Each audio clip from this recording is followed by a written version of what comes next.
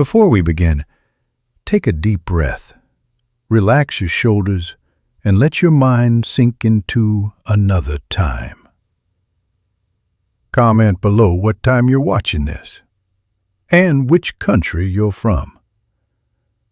It's always magical to see how far we travel, across time and across the world. Now, close your eyes.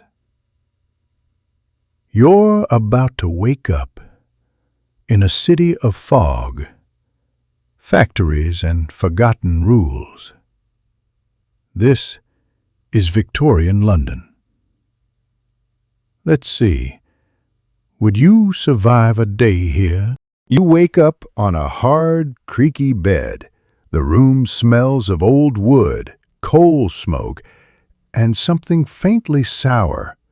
There's no fan, no phone, no light switch, only a flickering gas lamp on the wall, and it's hissing. You look around. The ceiling is low. Your feet touch cold stone. A single small window shows a gray sky and fog, endless fog. You're not in your bed. You're in a small boarding house, the kind rented for pennies a night. You don't have a wallet. You don't have a name, but you do have to get through the day. Your clothes are rough and itchy, probably wool. The boots are too tight. There's no bathroom here, just a cold metal basin and a cracked pitcher of water. Somewhere below you, on the street, a bell rings. A woman is shouting about bread. A man coughs so hard you flinch. Horses clatter over cobblestones, pulling carts filled with hay. You open the door, step out. The hallway is narrow, the wood damp. Everything is either too quiet or too loud. The landlady gives you a glance, doesn't speak. You're just one more lost soul in a city of millions. Outside, London is gray. Not gray like rain, gray like coal, like ash. The smoke from factories curls through every alley. Chimney boys, actual children, climb out of rooftops with soot on their faces.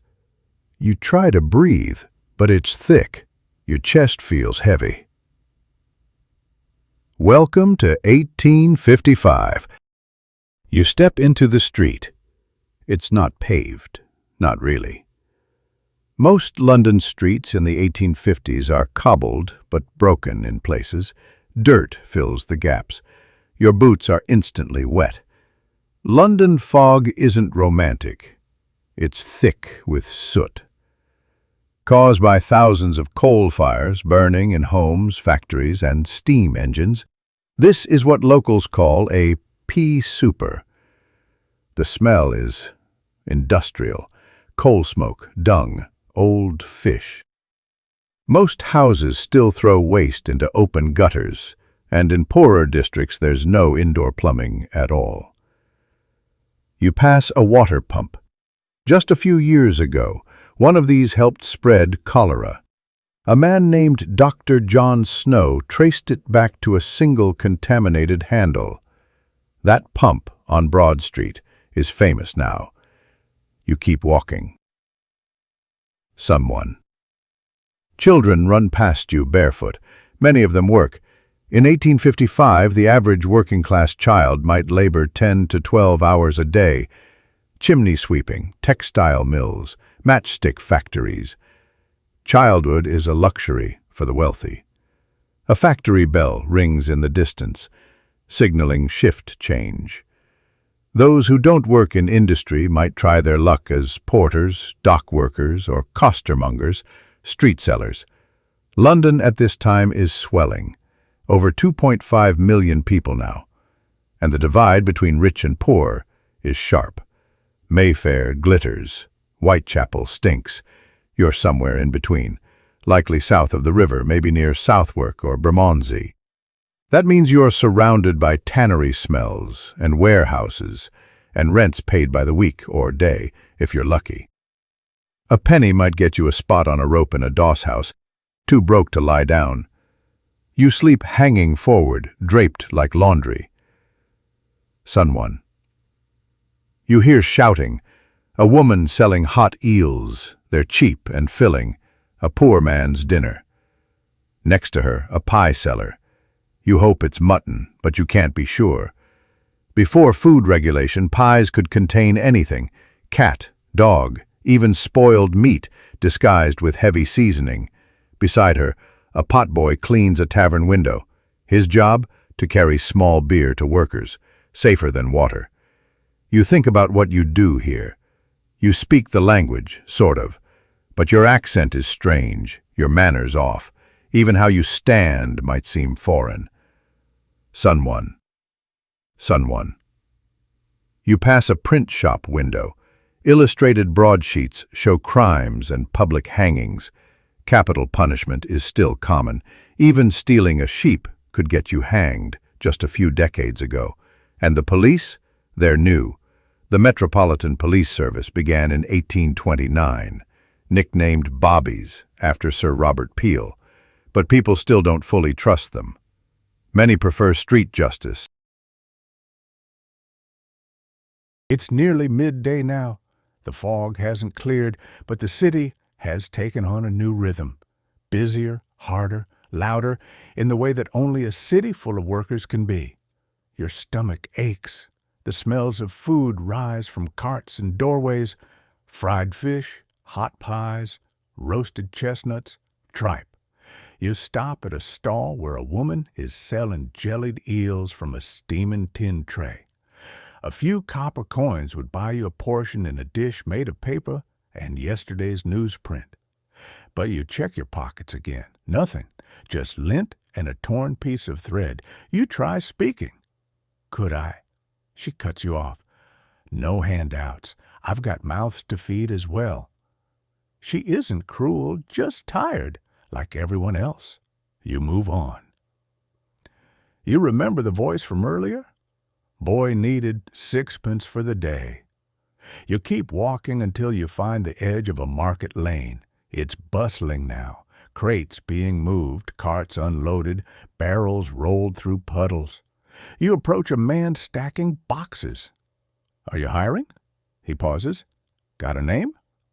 You hesitate. He waits, then mutters, "Too soft. Try the docks if you're fit." You look fit, but you don't look like a docker. You're clean-shaven. Your clothes don't reek of fish or beer. That makes you suspicious. He waves you off. The job is gone. So you keep walking toward the Thames, toward the smell of damp rope and brine. The docks stretch for miles. London's port is the busiest in the world. Ships from Calcutta, Cape Town, and Canada unload tea, sugar, spices, ivory. You spot a crowd of men around a foreman. They're shouting, half in Cockney, half in grunts. You try to blend in. The foreman shouts, "Any strong hands here?" You raise your hand, but before you can speak, someone else shoves past. "I've worked the docks 10 years, he barks. The foreman nods. That's how it works. Loyalty, familiarity, reputation. You are none of those things. Again, waved off. You pass a narrow alley where a young girl, no more than 10, sweeps ash from a chimney brush onto the street. She wears a soot-covered apron, and her eyes are red. You think of asking her where she works. But what would you say? That you're out of time and place? That you don't belong? She wouldn't understand. No one here would. You find yourself outside a bakery now. The warmth inside spills out in waves, loaves stacked high. A glass window fogged with steam. The sign says, "Bread, halfpenny." But you still have no coin. A worker, maybe an apprentice, leaves through the side door. He carries a sack of stale crumbs, probably headed to feed pigs. You catch his eye. He pauses, then tosses you a corner of something, bread crust, slightly burnt. You nod a thank you. He doesn't reply. just disappears into the fog. You eat it slowly. It's dry, but it's something. For the first time today, you feel a little less like a ghost.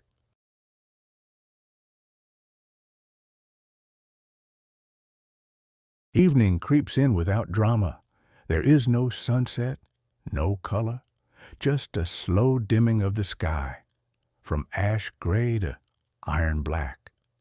The gas lamps flicker to life one by one, lit by a thin man with a long pole. He moves with the weariness of someone who's done this every night for 30 years. The streets begin to thin out. The shops close their shutters. The costermongers pack their carts. And the city exhales. You're still walking, still unsure where you belong? You've made it through the day. Barely. A crust of bread. A few words exchanged. But now you need to find somewhere to sleep. And in Victorian London, that's no small thing. If you were a gentleman, and everyone knew it, you might be heading to your townhouse now. A fine place in Bloomsbury or Mayfair, a maid to draw your bath, a scuttle of coal in the grate, slippers by the fire. But you aren't that person. You're a stranger in the city. You look too clean to be poor and too lost to be trusted. So you go east, to Whitechapel or maybe Spitalfields. Streets where gaslight barely reaches. Streets that smell of damp wool and ash. This is where the working poor sleep, if they can pay. You pass a doss house. The name comes from dossing down, to lie down and rest. Outside, a dozen men lean on the wall smoking clay pipes. A woman, hair matted, sits on the ground rocking a child. You step inside. A wooden desk, a notice scrawled in chalk. 4p for a bed, 2p for a rope. You stare at it. Rope? You glance past the desk into the back room. There's a long, thick rope strung from wall to wall, chest high. Men sit on stools beneath it, coats pulled around them. They're sleeping while hanging forward, draped over the rope like wet laundry. It's not a punishment.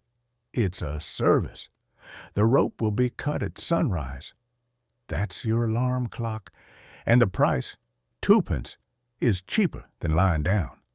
You ask the landlady quietly, 4p for a bed. Is it clean? She scoffs.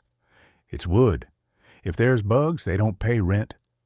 You smile weakly. You have no money anyway. Outside again. Cold wind through your coat. You pass a workhouse gate. Tall iron bars, stone walls.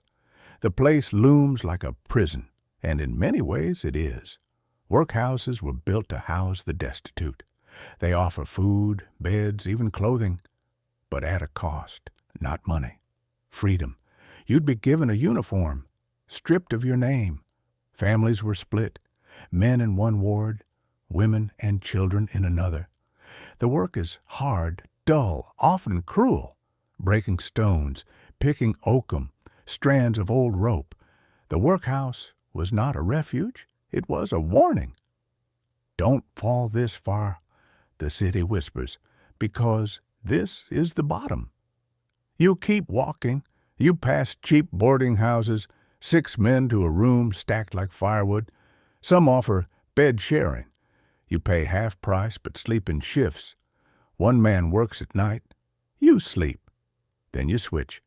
Others are 4p coffins. Wooden boxes lined in hay. No pillows, just space to curl up and wait for morning. You pass a man stretched on the steps of a church. He sleeps there, arms crossed, coat pulled tight. The police might move him soon. Sleeping rough is common, but frowned on. And winter is coming. It always is. You sit on a bench near a public pump. A gas lamp glows above. You're hungry again, cold. But you're learning. This is a city where shelter is currency, where a penny is the difference between sitting up on a rope or lying down on damp brick. And yet, people survive. They share rooms, take in strangers, sleep in stables. Some barter for a meal and space on the floor. Others sing, shine boots, or haul coal just to earn a place in the corner of a cellar. You look at your hands. They're still clean. Too clean. You wipe them on your coat. Rub dust from the street on your palms. Because in this city, looking poor can protect you. Looking like a gentleman without coins, that's dangerous. You consider trying again at the Doss house. Maybe someone inside would trade you food for a story, or let you split their rope spot. But you hesitate, not out of pride, out of understanding. You now know what you didn't this morning, that London doesn't bend for strangers. You have to make space for yourself, or fade into the fog with the rest. A church bell rings softly. 8 o'clock. You tuck yourself into the doorway of a closed shop. Not warm, not clean, but it's dry. You pull your coat tight and lean your head against the door. The night begins. You don't remember falling asleep, but when you open your eyes, it's darker. The world has sunk a little deeper. There are no stars, only the soft orange glow of gaslight reflected in puddles. The air is colder now, damp, sharp, like iron in your nose. You sit up, slowly. Your neck aches from the angle you slept at. Your coat, the only blanket you own, is thin with dew. It's just past 8 o'clock, and London is changing again. Daytime London is fast, crowded, brutal, but nighttime London, it's quieter, more dangerous, and somehow more honest. Victorian London does not go to sleep when the lamps are lit. It simply transforms. In wealthier parts of the city, Bloomsbury, Belgravia, Fitzrovia, the world becomes a place of slow comfort. Parlors fill with soft piano music. Candles flicker. Newspapers are read aloud. Servants bring slippers. Tea is poured. Carriages arrive to take the elite to lectures, soirees, and late performances at Covent Garden. But where you are, in the alleyways near Shoreditch, Lambeth, or Stepney, the night has different rituals. Most working folk are home now, if they're lucky. Mothers rub salves on chilblained fingers. Men count the next day's coins. Children cough in their sleep, wrapped in threadbare blankets. Not everyone is resting. Night brings out a different class of worker. People the city barely notices. A boy pushes a broom made of twigs down the middle of the street. A street sweeper, one of hundreds who work at night, clearing horse dung and ashes before dawn. In some places, women scrub the steps of public buildings, marble stairs gone black with soot. Their job is to keep up appearances, even if no one thanks them. Down at the docks, labor continues. Ships don't sleep. Cargo must be offloaded quickly. Tea from India, cotton from America, barrels of cod from Norway. A dockhand's shift might last 12 hours and end with a walk home through fog and alleys. In the shadow of every glowing window, there is someone unseen, still working.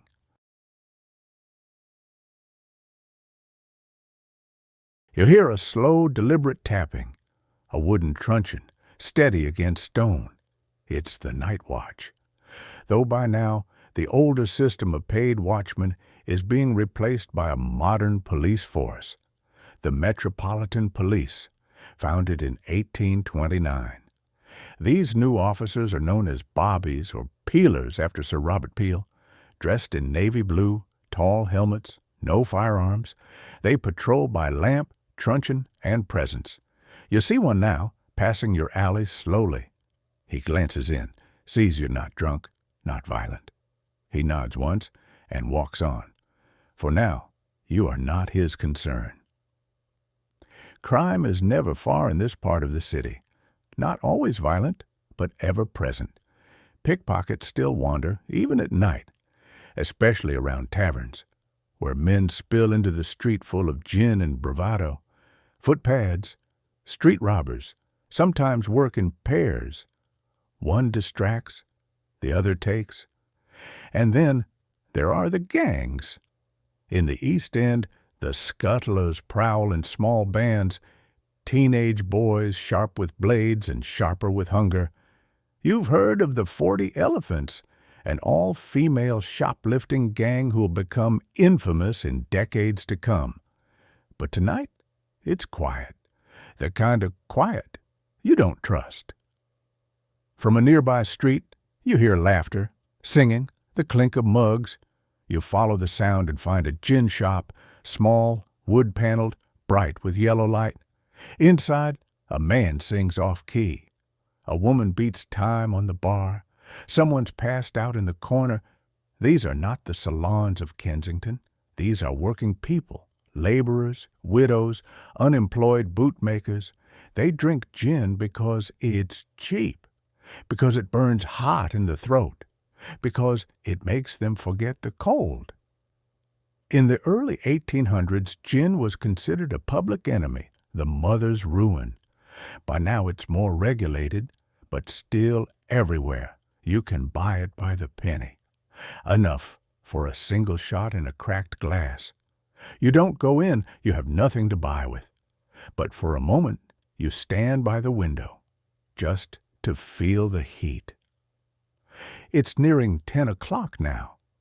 In homes where candles are still lit, people begin their final rituals. In wealthier homes, a short reading from Scripture, a fire stoked low, night clothes buttoned and drawn, curtains closed against the street. In boarding houses and cheap flats, the last person in blows out the lamp. 10 or 12 share a room, lying head to toe on mattresses stuffed with straw. There's no central heating.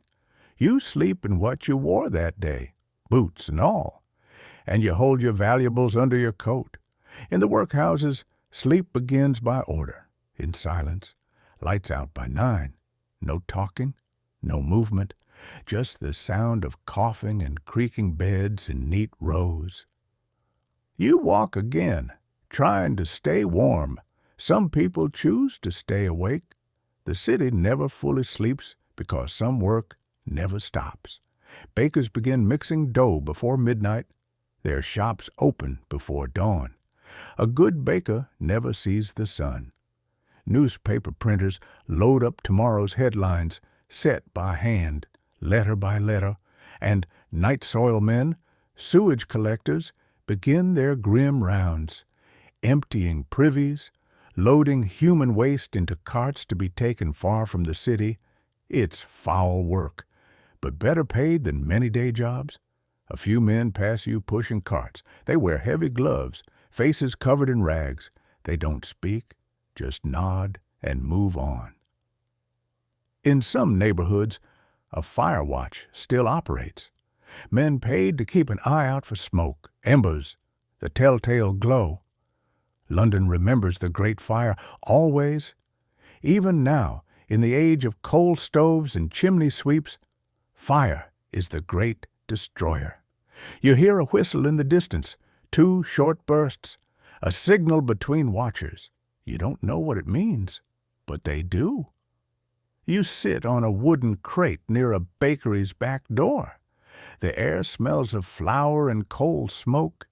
Your eyes sting from exhaustion. But you fight sleep.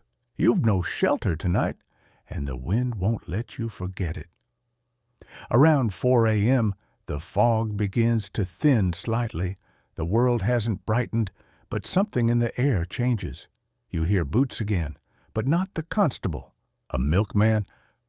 His cart creaks down the cobbled lane, leaving bottles at stone steps. In the distance, you hear the first church bell. Morning is coming. You survived your first night in Victorian London, without a roof, without a coin, and still, you're here. This is a city that tests everyone. But somehow, in the silence between gas lamps and morning ash, in the footsteps of men with nowhere to go and nothing to sell, you've become part of it. You belong to the fog now. Morning comes not with sunshine, but with sound. A distant church bell tolls once, twice.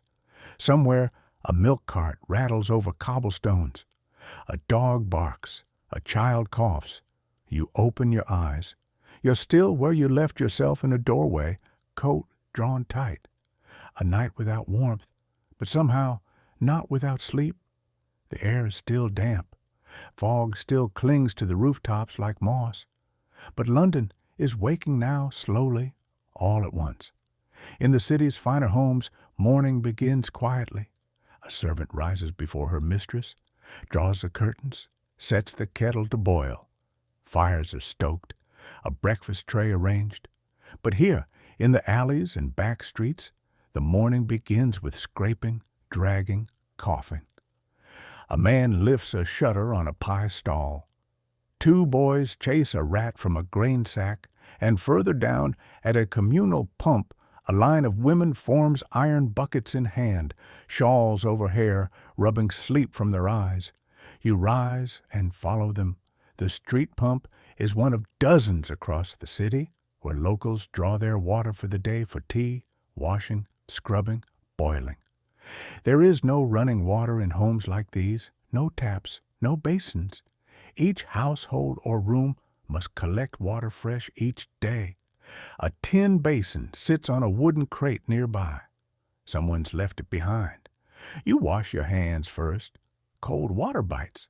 Then your face. No soap. Just a cloth someone forgot. The woman next to you, perhaps a laundress, pours water from a kettle into her own bowl. She's heated it over coals and the steam rises and curls. "Don't use too much," she mutters to her child, who's rubbing coal dust from his neck. If you were a gentleman, things would look different. In the upper floors of a house in Kensington or Bloomsbury, you might be bathing right now in a deep copper tub. A footman brings kettles of hot water one by one, pouring them carefully into the bath. Scented soap sits nearby almond oil, rose, lavender. You would recline, steam curling in the air, and begin your day clean. But even among the rich, this is not daily. A proper bath happens once a week, perhaps twice. For most, it's a sponge and cloth, the strip wash, in front of the fireplace. Once washed, there's another matter to deal with, nature. In homes with no plumbing, the toilet is a chamber pot, a small ceramic bowl tucked under the bed or beneath a washstand. It is used discreetly, emptied into a larger bucket. Some houses have outdoor privies, wooden sheds behind the building, shared by a dozen people. At night, it's dangerous to go outside, so the pot is used by everyone. In the morning, it's carried downstairs and poured into a sewer grate, if one exists, or into the gutter. London smells of this, of damp stone, chimney smoke, and humanity. The night soil men come before dawn, the men who clean the city's cesspits and remove waste. Their carts rattle past as you walk, heavy with the night's contents. They are not welcome, but they are essential. Paid well, shunned by all. You pass one now. His face is covered, his boots thick with straw. He doesn't speak, just nods once and moves on. You pull your coat tight again. Beneath it, your shirt is rumpled. No change of clothes. Most people in this part of the city own 2 shirts, if lucky. One to wear, one to wash. Trousers patched, boots cracked, buttons replaced with bits of bone or string. A working woman dresses in layers, skirt, petticoat, apron, hair wrapped. A child wears a hand-me-down 3 sizes too large. Their sleeves are pinned at the wrist, their shoes stuffed with paper. The smell of tea reaches you, strong, bitter, brewed in reused leaves. A woman on the corner sells breakfast stale bread with dripping or a ladle of watery porridge for a halfpenny. Some families heat potato skins saved from the night before. Others chew on cold bacon rind. Tea is everything, not for comfort, but for survival. It warms, it lifts. Even the poorest try to have one cup, often shared between three. In a clerk's household, breakfast means something modest but proper. Bread with butter, maybe an egg, tea with milk, if they can afford it. For the truly well-off, kedgeree, toast with preserves, sausages, eggs fried in a silver pan. A servant would stand quietly nearby, waiting for orders. The master of the house reads the Times, pausing only to complain about Parliament or the state of the railways. The streets grow louder. Boots, wheels, voices. Men rush toward the docks, lunch wrapped in paper. Children head for school or work, depending on luck. Chimney boys no older than 9 crawl into flues before the first fires are lit. Young girls carry baskets to the homes they scrub each morning, earning tuppence for 6 hours' labor. Factories open, shop signs are flipped.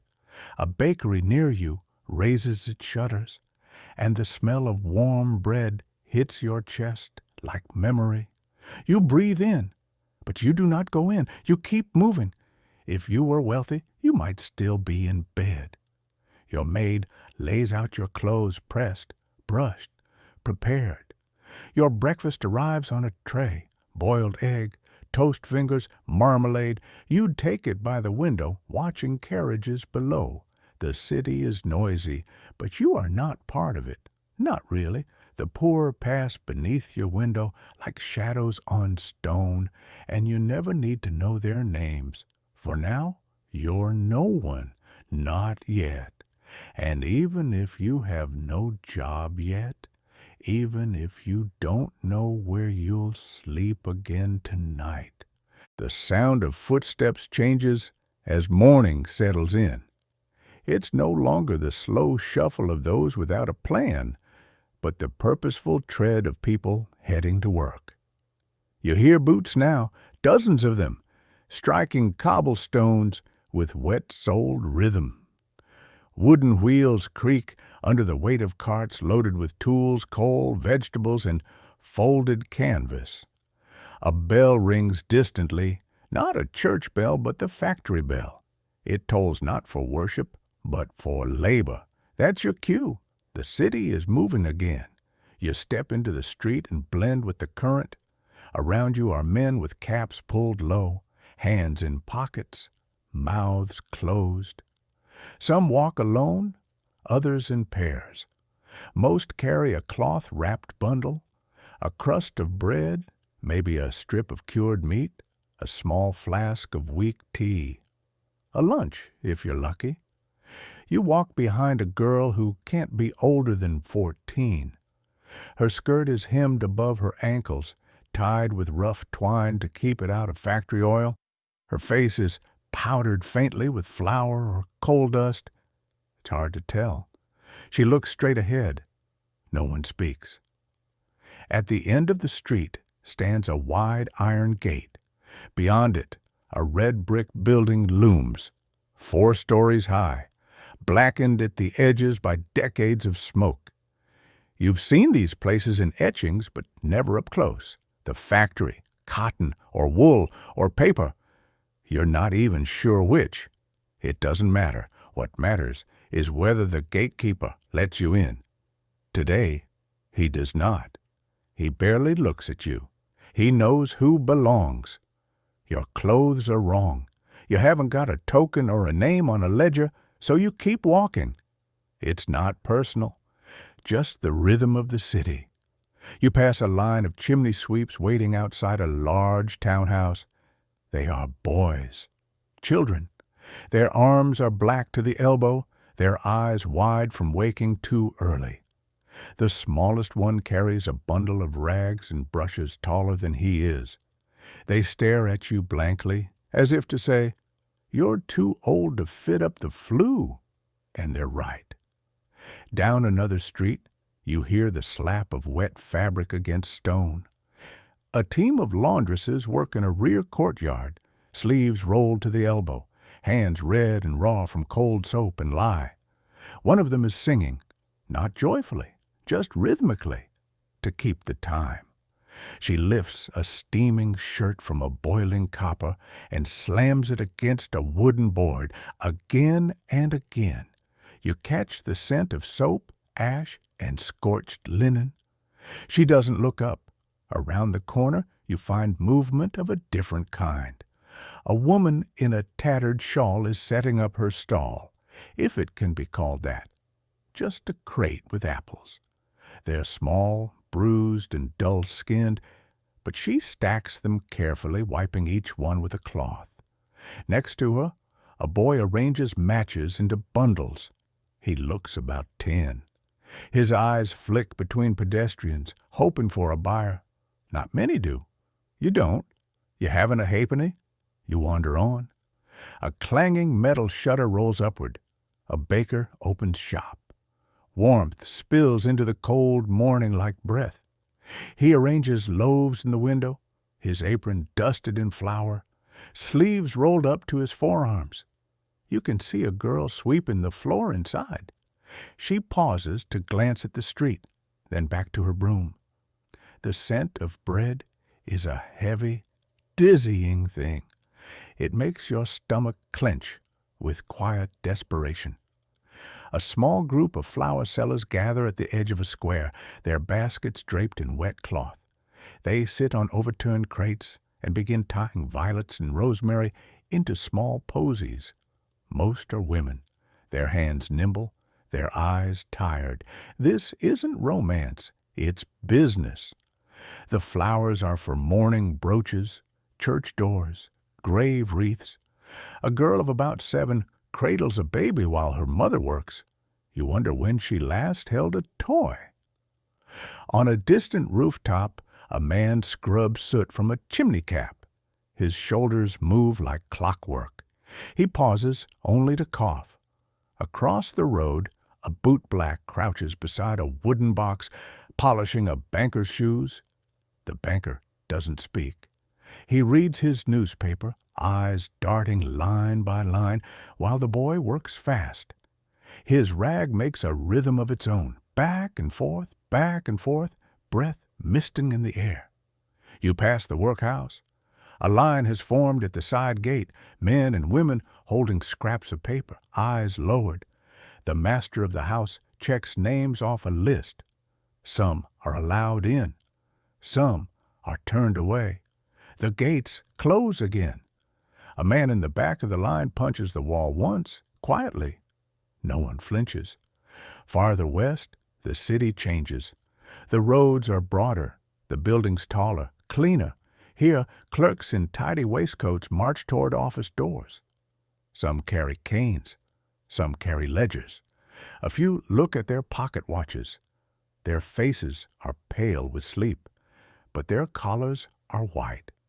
These men are not rich, but they are not hungry. Their hands are soft. They will spend the day copying numbers by gaslight in a back office. And at night, they'll drink sherry and complain about the trains. In a large square, a group of nursemaids push prams around a paved path. They walk in circles, coats buttoned to the chin, nodding politely as they pass. The children are silent, bundled in blankets, faces pink from the cold. The nursemaids chat in soft voices about their employers. None of them are more than 20. Most are alone in the world. Some haven't seen their own families in years. Their day has just begun. A delivery boy zooms past you, arms full of parcels. Behind him, a newsboy shouts the latest headline, "Murder in the East End." Again, you can't afford the paper. You already know enough. A horse-drawn tram rolls past, iron wheels clattering. A few passengers sit under its roof, hats low, gloves on. The driver doesn't speak. He whips the reins once and the horses move on. Smoke from their breath rises into the morning fog like prayers or curses. You find yourself on a bridge now. The Thames below is thick and slow, stained with the color of 1,000 industries. Barges drift past. On the far side, more workers cross, painters, dockhands, bricklayers. The city is alive now, fully, from roofs to river, from rich to desperate, all moving in their own rhythm. You have no place yet, but still you walk, because that is all there is. You watch a boy try to jump a cart for a ride only to be shoved off by the driver. He rolls, lands, gets up. He's laughing. A girl calls him stupid. He runs. They disappear around a corner. You keep walking. Your stomach growls again. A dog barks. A whistle blows. Somewhere a clock chimes the hour. Another day has begun, and you are still here, still walking, still part of this enormous, churning, endless city, still surviving. You pass under an awning where a woman is sweeping yesterday's filth into the gutter. The bristles scrape against stone. Her hair is tied in a cloth, her boots worn down at the heel, and every motion is tired but certain. She doesn't look up as you pass. The smell of last night's beer and coal smoke mixes with horse dung in the gutter. The rain has settled it into puddles, swirling brown and gray, carrying scraps of cabbage leaves and ash from somewhere uphill. Two boys stomp through one of these puddles for fun until a passing man shouts and waves a stick. They scatter, laughing. A bootmaker opens the wooden shutters of his tiny corner shop. You glance inside and see rows of tools, curved knives, wooden molds, thick needles, pots of wax. He lights a small gas lamp and inspects a boot sole with thick fingers, running his thumb along the stitching. Beside him, a boy, his apprentice perhaps, holds a pair of cracked shoes and waits for instructions. You can almost hear the silence between them, the kind born of repetition and habit. At the far end of a small square, a queue forms outside a soup kitchen. The sign reads, "Free meal, courtesy of the Society for Relief of the Destitute." Most of the people in line are older men. Some wear military coats, long out of date, their brass buttons dulled. Others are draped in shawls. One man leans on a stick made from a broken broom handle. A girl with a hollow stare sits on the ground near the door. She's barefoot. You can't help but notice her toes, bruised and red, curling inward against the cold. You turn away, feeling the weight of it all, and cross through a narrow passage between two buildings. The walls are close, barely more than 3 feet apart, and the only light comes from a single hanging lantern. You step carefully, avoiding the stream of water that runs along the base of the wall. It stinks faintly of rot and tallow.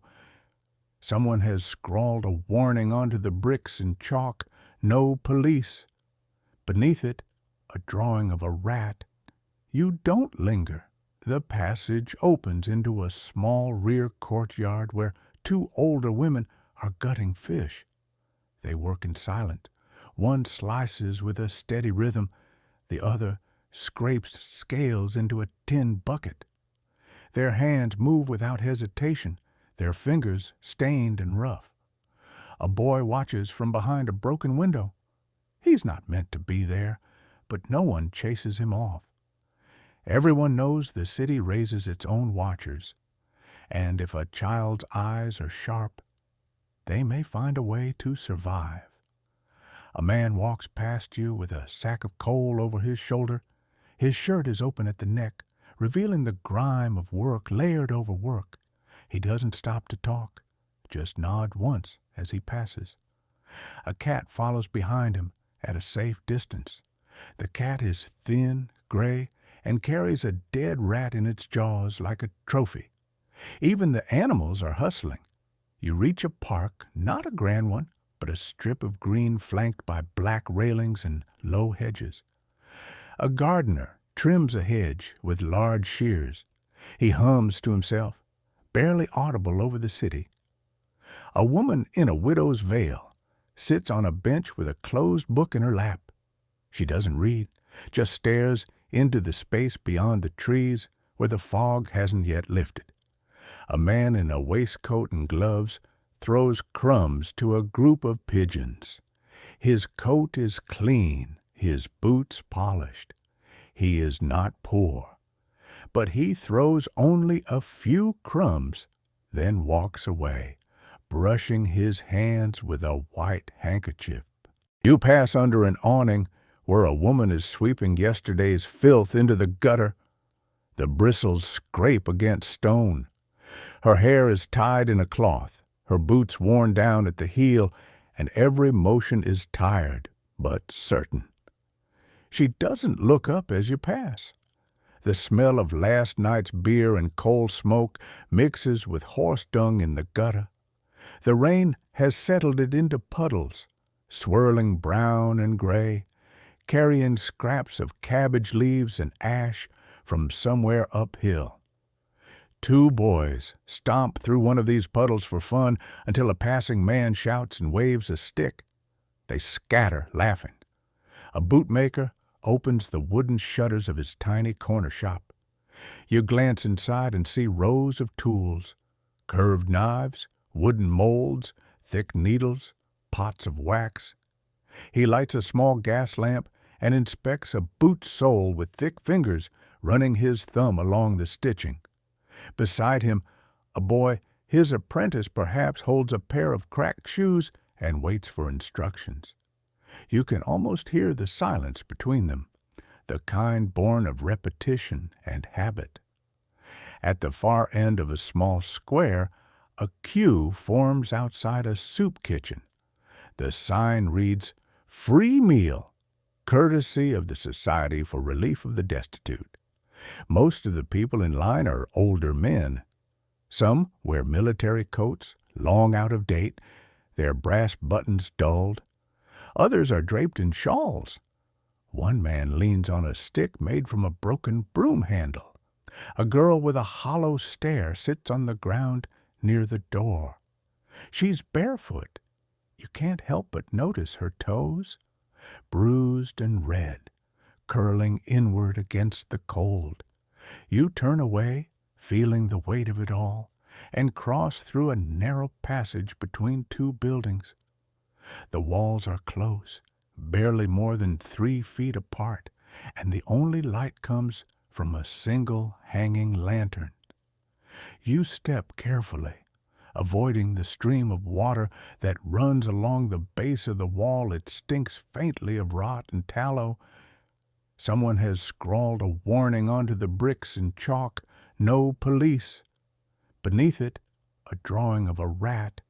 You don't linger. The passage opens into a small rear courtyard where 2 older women are gutting fish. They work in silence. One slices with a steady rhythm. The other scrapes scales into a tin bucket. Their hands move without hesitation, their fingers stained and rough. A boy watches from behind a broken window. He's not meant to be there, but no one chases him off. Everyone knows the city raises its own watchers, and if a child's eyes are sharp, they may find a way to survive. A man walks past you with a sack of coal over his shoulder. His shirt is open at the neck, revealing the grime of work layered over work. He doesn't stop to talk, just nod once as he passes. A cat follows behind him at a safe distance. The cat is thin, gray, and carries a dead rat in its jaws like a trophy. Even the animals are hustling. You reach a park, not a grand one, but a strip of green flanked by black railings and low hedges. A gardener trims a hedge with large shears. He hums to himself, barely audible over the city. A woman in a widow's veil sits on a bench with a closed book in her lap. She doesn't read, just stares into the space beyond the trees where the fog hasn't yet lifted. A man in a waistcoat and gloves throws crumbs to a group of pigeons. His coat is clean, his boots polished. He is not poor, but he throws only a few crumbs, then walks away, brushing his hands with a white handkerchief. The church bells ring again, not all at once, but one after the other, a ripple across the city. Some mark the half hour, others chime for noon. You notice the pace of the streets shift, not stop. It never really stops, but soften. The morning rush has passed, and now London exhales. Some workers slow their steps. Others take a seat where they can. The lucky ones pull lunch from coat pockets or cracked baskets. Cold bread, pickled onions, maybe a sliver of cheese. Most meals are eaten standing or sitting on crates, stairs, or the curb itself. You pass a group of boys hunched behind a warehouse, chewing dry bread and whispering about the foreman. One of them offers you a bite. You shake your head. He shrugs and keeps chewing. A woman in a long gray dress sells hot eels from a tin cart. She spoons the meat into bowls with fast hands. The smell is sharp. Fish, vinegar, boiled fat. A man with a bruised eye eats quickly with his fingers, then returns the bowl and walks away without a word. She doesn't thank him. He doesn't expect it. This is just a transaction like all the others. Near a factory wall, a group of women clustered together on the ground, backs against the bricks, bonnets tilted low to shield their eyes from the pale sun. One knits. Another smokes a pipe. A third balances a baby on her knee while chewing slowly. Her dress is stained at the collar. She hums something. You can't place the tune. The baby watches you with glassy eyes. You nod and keep walking. You pass a butcher's stall. The meat is old and gray around the edges. Flies buzz near the dripping hooks. A man shouts prices, swinging a cleaver between cuts. A small boy stands beside him, wiping the counter. His apron nearly touches the ground. Behind them, you see the blood trough. Dark, still, and thick with yesterday. No one flinches. These are the sights of lunch in this part of the city. If you have money, you pick the cleanest piece and eat it on the spot. If you don't, you keep walking and try not to think about it. At the edge of a public square, clerks sit on benches with sandwiches wrapped in cloth. Thin slices of ham, buttered bread, maybe an apple. Their boots are polished, their collars stiff. They talk about numbers, contracts, things that float far above the heads of the ones eating eels and chewing crusts. One man laughs. The others join him. You hear nothing funny, but it doesn't matter. You are not part of their world, just a passing figure in their lunch hour. Near the docks, a soup stall opens. A long line forms quickly. The soup is thin, mostly water, but it is hot and it is filling. You join the queue. Around you are men with red knuckles, black fingernails, and hollow cheeks. A woman holds a crying child. A man with one eye stares straight ahead, unblinking. When your turn comes, you are handed a tin bowl and a chipped wooden spoon. The soup tastes like boiled cabbage and salt. You eat it all. No one speaks. Afterward, you walk to the riverside. Barges slide by slowly, their shapes blurred by rising steam. You sit on a wooden crate and watch the water. A rat scurries between barrels. Seagulls fight over a broken crab shell. The wind smells of coal smoke and fish oil. You close your eyes for a moment, not to sleep, but to pause. There is no room to rest, but pausing costs nothing. A boy passes with a tray of meat pies. He calls out prices, but no one answers. You can hear the flake of pastry as he bites into one himself. You wonder if he stole it, or if that was his pay. A woman near you lifts a pie from the tray when he's not looking. He does not turn around. Maybe he knew. Maybe he didn't care. In a side street, you see a girl selling hot chestnuts from a blackened pan. Her hands are red with heat and ash. The scent is warm and earthy, like smoke and soil. She wears a hat, far too big for her head. A man buys a handful and shares them with a younger boy. They crouch together on the ground, eating slowly. It is not much, but it is warm. Warm is something. You keep walking. You pass rows of narrow windows where maids sit peeling potatoes into buckets. Their fingers move quickly, the rhythm steady. Some talk softly, others stare at the walls. The kitchens smell of wet wood and onion. One girl hums a hymn. Another coughs and spits into a rag. You hear a slap from inside, a shouted name, and the windows close. Near a church, a priest hands out bread to a small line of beggars. Most thank him.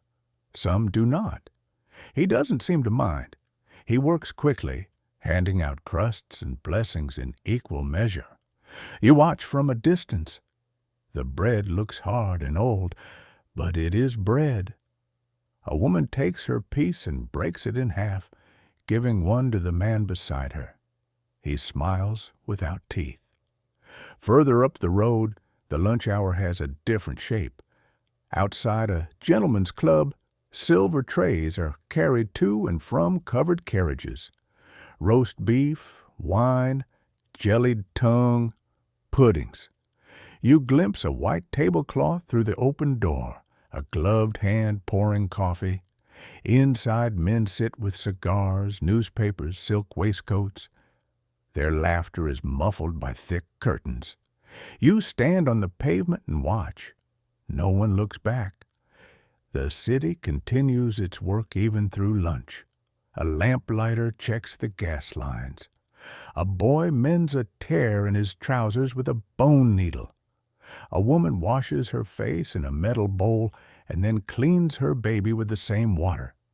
Laundry lines sway with wet clothes, dripping slowly onto the stone. A cart overturns near a corner, spilling bricks across the road. No one helps the driver. He grunts, curses, and begins stacking them again. You see an artist sketching near the steps of a theater. She draws fast, her chalk sweeping across cheap paper. A few passers-by toss coins into her hat.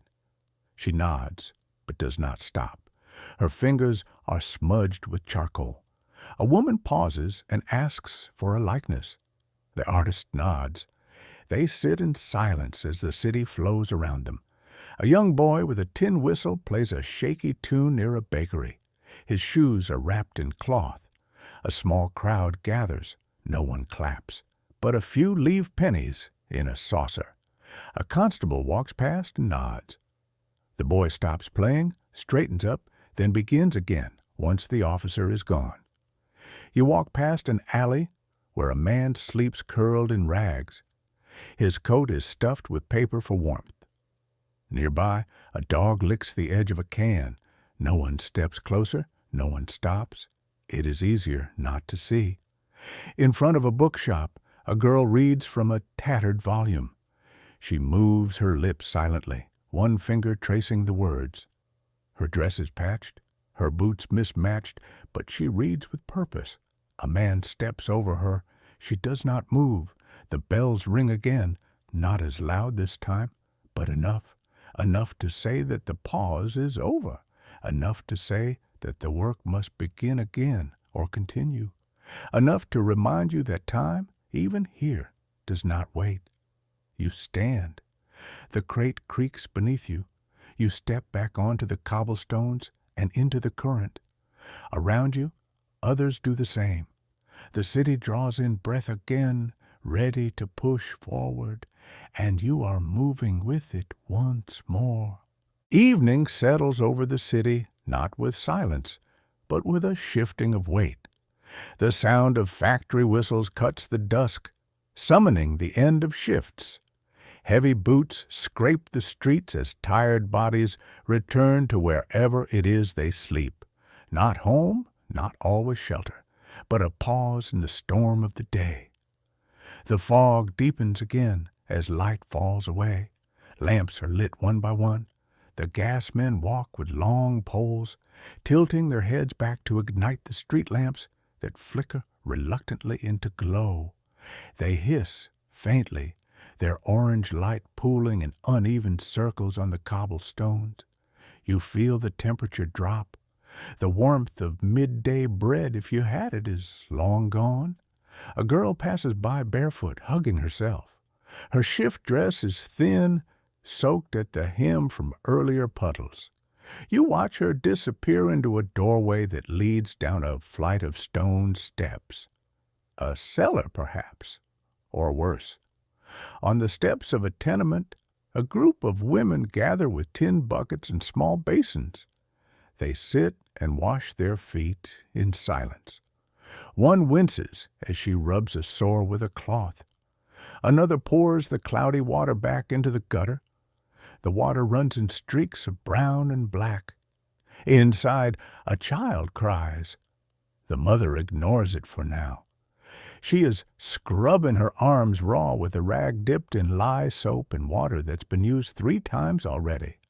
Her face is lined, her eyes half closed with exhaustion. She is not washing to feel clean.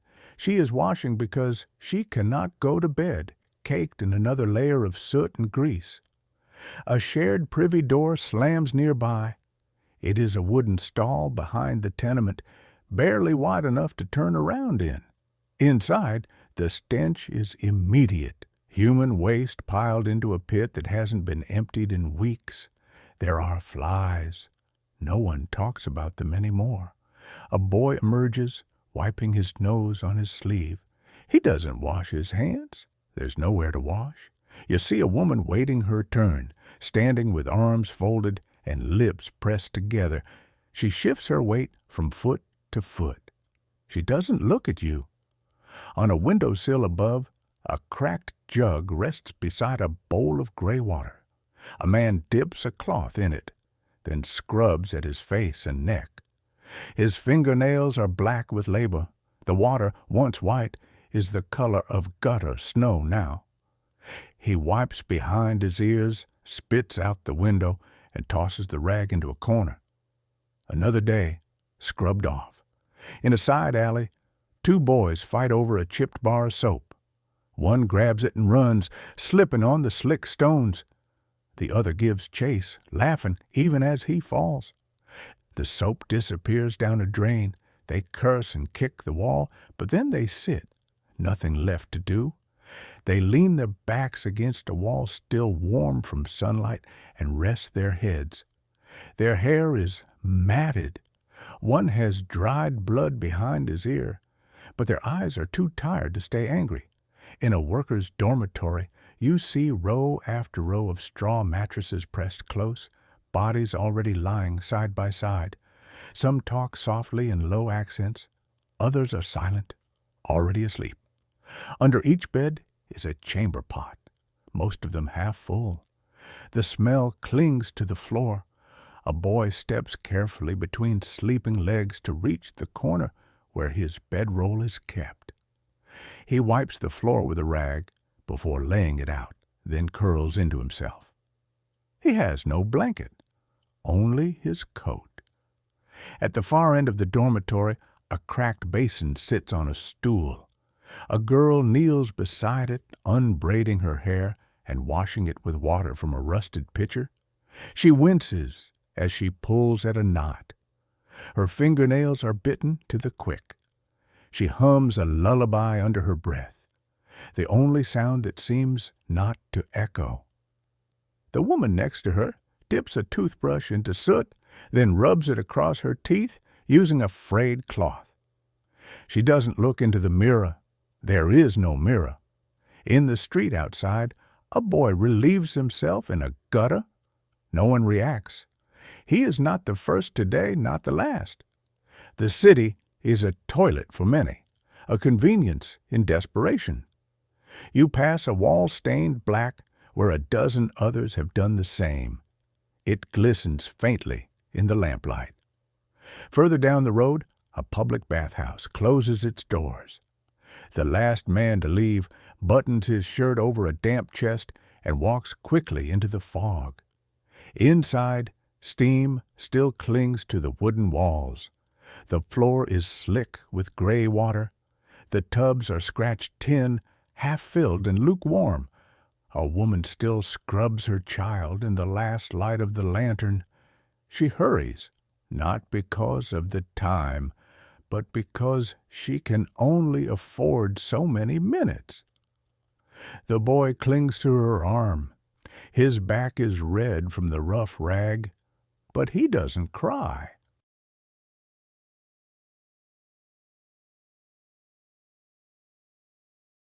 You pass a dead rat near the sewer grate. It's bloated and still.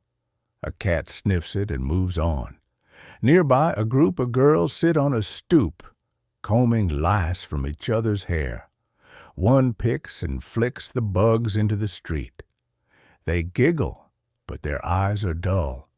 They wear each other's coats, share each other's shoes. The one with the comb says she once had ribbons. The others don't believe her. In a wealthier part of the city, a servant carries a porcelain chamber pot from a drawing room to a courtyard where the waste barrels wait. The pot is covered in roses. The servant holds it like something shameful. She empties it quickly, then returns inside without a word. Across the street, gaslight flickers behind lace curtains. Inside, men sit in velvet chairs while women sip sherry from crystal glasses. Their hands are clean. Their collars are white. But even in those houses, the water comes up from the same pipes. The drains still stink when the wind shifts. The bath water still turns gray after one use, and the servants still sleep near the stables, breathing in the same foul air. You pass a laundress boiling clothes in a copper pot in an open courtyard. Steam curls up into the fog. She stirs the water with a wooden paddle, lifting out shirts one at a time, scrubbing them against a board. Her hands are red and raw. She works by lamplight, her shadow flickering on the wall behind her. The smell of lye burns your throat.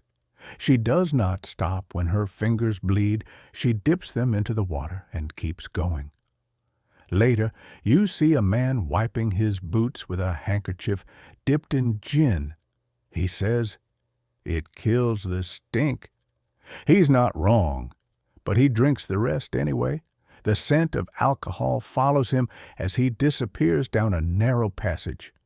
You think of the privy again, of the bar of soap in the gutter, of the girl washing in the cold with reused water.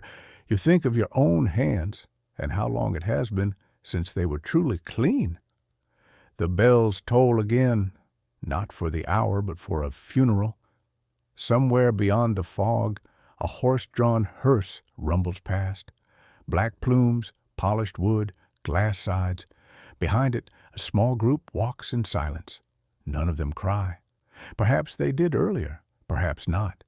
In this city, grief waits its turn. You walk on. The streets shine with damp now, reflecting gaslight and shadows. Behind one building, someone empties a bucket from a second-story window. You step aside just in time. The liquid splashes where you stood. It smells like rotted cabbage and human waste. Above, a voice yells, "Sorry, too late to mean anything." The city grows quieter but not still.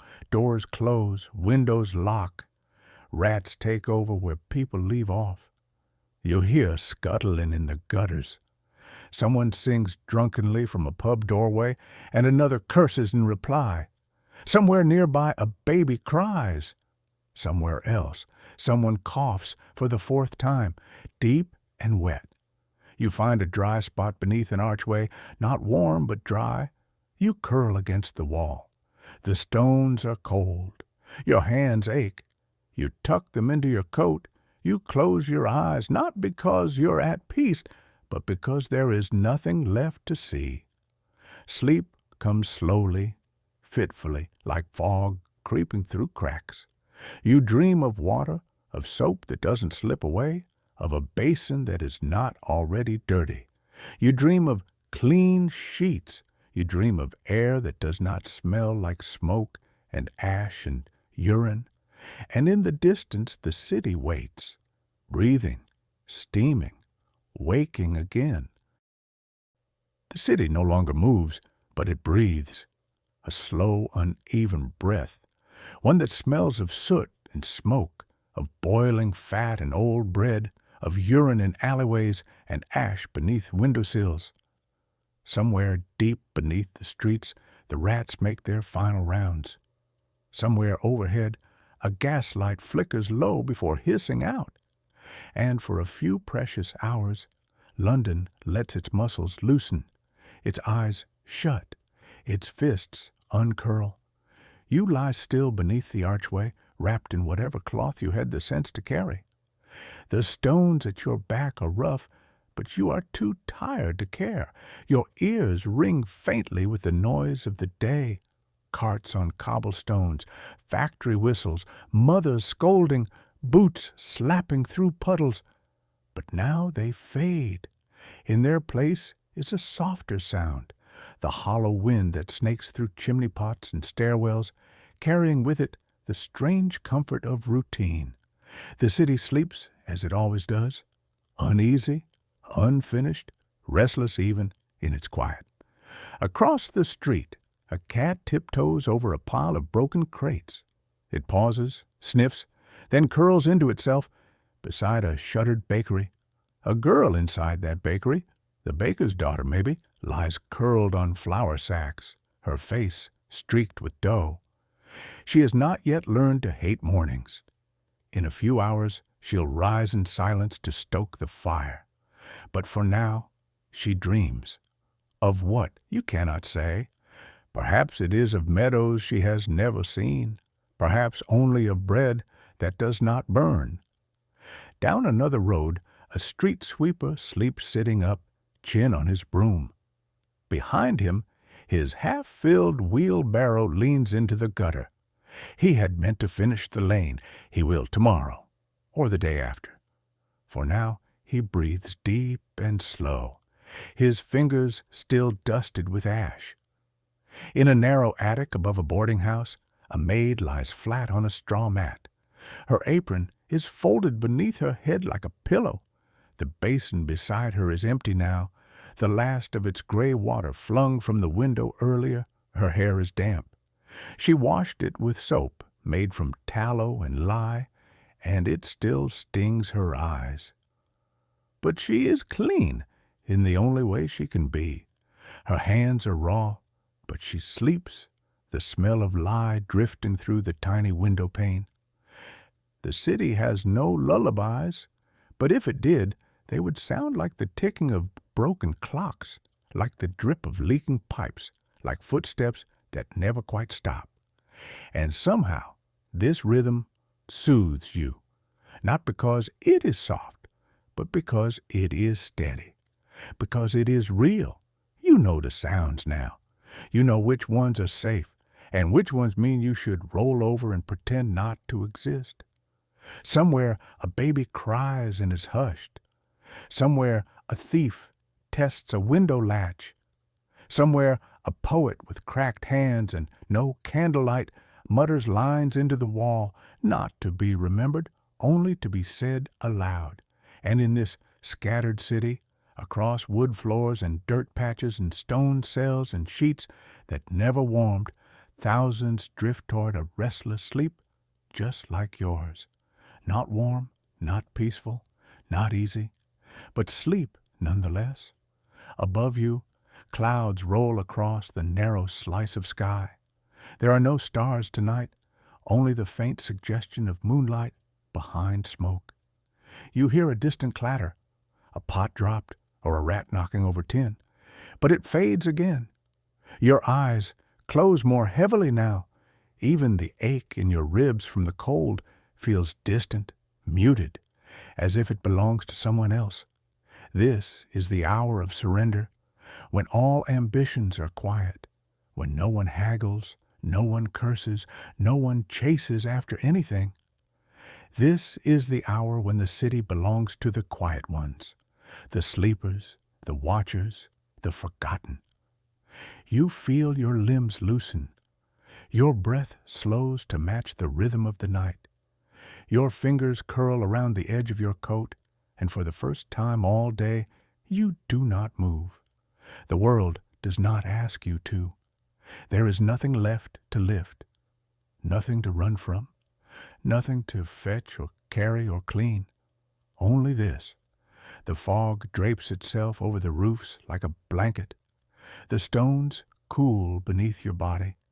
And as the city exhales for the final time tonight, you slip gently away into stillness. Sleep now.